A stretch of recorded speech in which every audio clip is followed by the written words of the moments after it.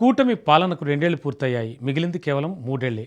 అధికారాన్ని నిలబెట్టుకోవాలన్న కూటమి సంకల్పం, అధికారాన్ని తిరిగి దక్కించుకోవాలన్న జగన్ పట్టుదల. ఈ రెండు రాజకీయ శక్తుల మధ్య ప్రారంభమైనటువంటి సుదీర్ఘ పోరాటమే ఇప్పుడు ఏపీ పాలిటిక్స్ అసలు కథ. అధికార కూటమిపై ఒత్తిడి పెంచడమే కాదు, రాజకీయ ఉనికిని సజీవంగా ఉంచుకునేందుకు వైసీపీ ప్రయత్నిస్తోంది. ఓటమి తర్వాత ప్రజాక్షేత్రాన్నే తన రాజకీయ ఆయుధంగా ఎంచుకున్నారు వైసీపీ అధినేత జగన్. అయితే విజయానికి ప్రజాక్షేత్రమే సరిపోతుందా? పాదయాత్ర మరోసారి రాజకీయ అద్భుతాన్ని సృష్టిస్తుందా? 2029 ఎన్నికల ఫలితం ఏదైనా కావచ్చు, కానీ ఆ ఫలితాన్ని నిర్ణయించే రాజకీయ పోరాటం మాత్రం ఇప్పటికే మొదలైపోయింది. అయితే 2019 కథ మళ్ళీ పునరావృతం కావడం అంత సులభం కాదా? Let's watch. ఆంధ్రప్రదేశ్ రాజకీయాల్లో ప్రస్తుతం భిన్నమైన పరిస్థితులు నెలకొన్నాయి. ముఖ్యంగా వైసీపీ అధినేత జగన్ వ్యూహాలు, వైఖరిపై సరికొత్త విశ్లేషణలు వినిపిస్తున్నాయి. అధికారంలో ఉన్నప్పుడు ఎలా వ్యవహరించారు అన్నదానికంటే ఓటమి తర్వాత ఎలా స్పందించారు అనేది ఇప్పుడు రాజకీయంగా మరింత ఆసక్తికరంగా మారింది. ముఖ్యంగా అసెంబ్లీ రాజకీయాలకు దూరంగా ఉండి ప్రజాక్షేత్రాన్ని ప్రధాన వేదికగా ఎంచుకోవడం వెనుక ఉన్న వ్యూహం ఏమిటన్న చర్చ తీవ్రంగా సాగుతోంది. 2019లో జగన్ విజయం సాధించారు.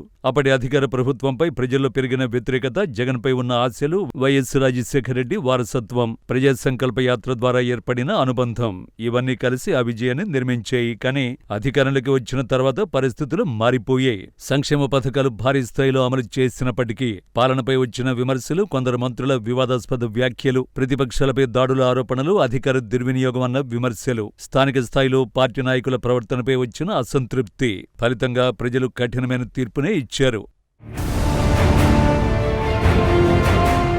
అయితే అలాంటి ఓటమి తర్వాత సాధారణంగా ప్రతిపక్ష నాయకుడు అసెంబ్లీని ప్రధాన ఆయుధంగా ఎంచుకుంటాడని అందరూ భావిస్తారు. ప్రభుత్వాన్ని నిలదీయడం, ప్రజా సమస్యలను సభలో ప్రస్తావించడం, అధికార పక్షాన్ని రాజకీయంగా ఇబ్బంది పెట్టడం ఇవన్నీ ప్రతిపక్ష పాత్రలో భాగం. కానీ జగన్ మాత్రం భిన్నమైన దారిని ఎంచుకున్నారు. ఎమ్మెల్యేగా ప్రమాణ స్వీకారం చేసిన తర్వాత అసెంబ్లీకి ఆయన హాజరు చాలా పరిమితంగా మారింది. ప్రతిపక్ష హోదా ఇవ్వలేదనే అంశాన్ని ఆయన పదే పదే ప్రస్తావించారు. వైసీపీ వాదన ప్రకారం ప్రధాన ప్రతిపక్ష పార్టీగా తమకు రావాల్సిన గౌరవం దక్కలేదనే అసంతృప్తి ఉంది. మరోవైపు అధికార కూటమి మాత్రం ప్రజలిచ్చిన తీర్పును గౌరవించి అసెంబ్లీలో పోరాడాల్సింది పోయి బయట రాజకీయాలకే పరిమితమైపోతున్నారని విమర్శిస్తోంది.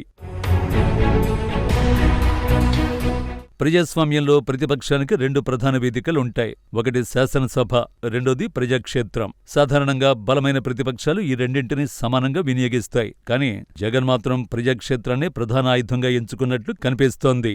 అసెంబ్లీలో సంఖ్యాబలం లేకపోవచ్చు, కానీ ప్రజల్లో సానుభూతి సంపాదించుకోవచ్చనే రాజకీయ లెక్క వైసీపీ నాయకత్వంలో స్పష్టంగా కనిపిస్తోంది. 2024 ఎన్నికల తర్వాత రాష్ట్ర రాజకీయాల్లో అనేక కీలకమైన పరిణామాలు చోటు చేసుకున్నాయి. వైసీపీ నేతల అరెస్టులు, వివిధ కేసులు, ప్రభుత్వ నిర్ణయాలపై నిరసనలు, సంక్షేమ పథకాల అమలులో అన్యాయం జరుగుతోందని ఆరోపణలు. ఈ అంశాలన్నింటినీ వైసీపీ ప్రజల్లోకి తీసుకువెళ్లేందుకు ప్రయత్నించింది. ముఖ్యంగా వెన్నుపోటు పాలనకు 2 ఏళ్లు వంటి కార్యక్రమాల ద్వారా కూటమి ప్రభుత్వంపై రాజకీయ దాడిని కొనసాగించింది. ఈ పోరాటాల్లో జగన్ స్వయంగా పాల్గొనడం, పార్టీ శ్రేణుల్ని చైతన్యపరచడం ద్వారా ఓడిపోయిన పార్టీలా కాకుండా తిరిగి అధికారంలోకి రావాలనే లక్ష్యంతో పనిచేసే పార్టీలా వైసీపీ కనిపించింది. ఈ నేపథ్యంలో అత్యంత ప్రాధాన్యం సంతరించుకున్న అంశాల్లో గాదె సాయికృష్ణ అలియాస్ పిల్ల సాయి కేసు ఒకటి. కృష్ణలంక పోలీస్ స్టేషన్ పరిధిలో చోటు చేసుకున్న ఈ ఘటన రాష్ట్ర వ్యాప్తంగా తీవ్ర చర్చకు దారితీసింది. సాయికృష్ణ అదృశ్యం, ఆయనకు ఏమైందన్న అనుమానాలు, పోలీస్ అధికారులపై వచ్చిన ఆరోపణలు, సిఐ నాగరాజు పేరు వెలుగులోకి రావడం, ప్రత్యేక దర్యాప్తు బృందం ఏర్పాటు అనంతరం జరిగిన పరిణామాలు ఇవన్నీ కలిసి ఈ అంశాన్ని రాజకీయంగా కీలకంగా మార్చాయి. ఈ వ్యవహారాన్ని ప్రజలకు తీసుకువెళ్లడంలో వైసీపీ పూర్తి స్థాయిలో దృష్టి పెట్టింది. జగన్ స్వయంగా స్పందించడం వల్ల ఈ అంశం మరింత రాజకీయ ప్రాధాన్యాన్ని సంతరించుకుంది. పరిశీలకుల అభిప్రాయం ప్రకారం ఈ కేసును నిరంతరం ప్రజల్లో చర్చనీయాంశంగా ఉంచడం ద్వారా వైసీపీ ప్రభుత్వం మీద ఒత్తిడి పెంచడంలో కొంతవరకు విజయవంతమైందనే అభిప్రాయం వ్యక్తమవుతోంది. ఇప్పటికే కూటమి ప్రభుత్వం 2 ఏళ్ల పాలన పూర్తి చేసుకుంది. రాజకీయాల్లో 5 ఏళ్లు చాలా పెద్ద కాలంలా కనిపించినప్పటికీ ఎన్నికల చక్రం చాలా వేగంగా తిరుగుతుంది. ఇప్పుడు మిగిలింది కేవలం 3 సంవత్సరాలే. ఈ 3 సంవత్సరాలు అధికార కూటమికి కీలకం, వైసీపీకి కూడా అత్యంత కీలకం. ఎందుకంటే 2029 ఎన్నికలు సాధారణ ఎన్నికలు కావు. అవి 2 రాజకీయ శిబిరాల భవిష్యత్తును నిర్ణయించే ఎన్నికలుగా మారే అవకాశం ఉంది. ఇక జగన్ రాజకీయ జీవితాన్ని పరిశీలిస్తే ఒక విషయం స్పష్టంగా కనిపిస్తుంది. ఆయనకు ప్రజాక్షేత్ర రాజకీయాలపై అసాధారణమైన బలమైన నమ్మకం ఉంది. 2017-19 మధ్య జరిగిన ప్రజా సంకల్ప యాత్రే ఆయనను ముఖ్యమంత్రి కుర్చీ వరకు తీసుకువెళ్లింది. అందుకే ఇప్పుడు కూడా అదే వ్యూహాన్ని మళ్లీ అమలు చేయాలనే ఆలోచనలో ఉన్నట్లు తెలుస్తోంది. ఇప్పటికే పలుమార్లు వచ్చే ఏడాది చివరి నుంచి పాదయాత్ర ప్రారంభిస్తానని సంకేతాలు ఇచ్చారు. దీంతో ఎన్నికలకు ముందు భారీ స్థాయిలో ప్రజలతో ప్రత్యక్ష సంబంధం పెంచుకునే అవకాశం కూడా లభిస్తుంది. ఇక్కడ జగన్ రాజకీయాలక స్పష్టంగా కనిపిస్తోంది. అసెంబ్లీలో సంఖ్యాబలం లేకపోవచ్చు, కానీ ప్రజల్లో సానుభూతిని పెంచుకోవచ్చు. ప్రభుత్వ వ్యతిరేకతను కూడగట్టొచ్చు. 2029 నాటికి ప్రత్యామ్నాయంగా నిలబడొచ్చు. ఈ 4 అంశాల చుట్టూనే ప్రస్తుతం వైసీపీ రాజకీయ వ్యూహం తిరుగుతున్నట్లు కనిపిస్తోంది. మరోవైపు అధికార కూటమి కూడా తన వ్యూహాన్ని స్పష్టంగా అమలు చేస్తోంది. టీడీపీ, జనసేన, బీజేపీ కలిసి ఏర్పడిన కూటమి ప్రస్తుతం పరిపాలనపై దృష్టి కేంద్రీకరించింది.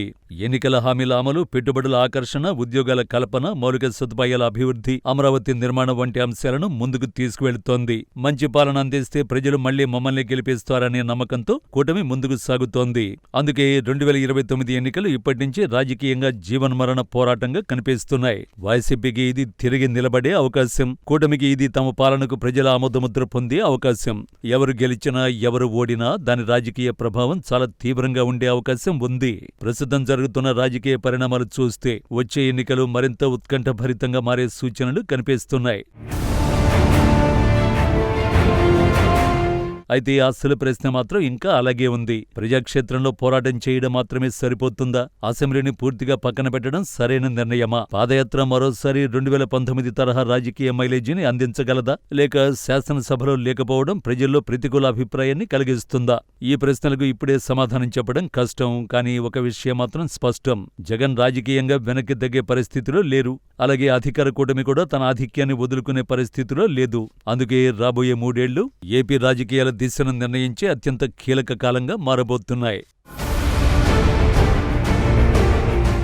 ఒకవైపు పరిపాలన ద్వారా ప్రజల మద్దతును నిలబెట్టుకోవాలనే కూటమి ప్రయత్నం, మరోవైపు ప్రజాక్షేత్ర పోరాటాల ద్వారా తిరిగి ప్రజల విశ్వాసాన్ని సంపాదించాలనే జగన్ ప్రయత్నం. ఈ 2 వ్యూహాల్లో ఏది విజయవంతమవుతుందో ఇప్పుడే చెప్పడం సాధ్యం కాదు. కానీ 2029 ఎన్నికల కౌంట్డౌన్ మాత్రం ఇప్పటికే ప్రారంభమైంది. మిగిలింది కేవలం 3 సంవత్సరాలే. ఈ 3 సంవత్సరాల్లో ఎవరు ప్రజల మనస్సులు గెలుచుకుంటారు, ఎవరు ప్రజల సమస్యలను తమ రాజకీయ బలంగా మలుచుకుంటారు, ఎవరు ఆశలను ఓట్లుగా మార్చుకుంటారో వారే రాబోయే ఆంధ్ర రాష్ట్ర రాజకీయ చరిత్రలో మరో అధ్యాయాన్ని రాయబోతున్నారు.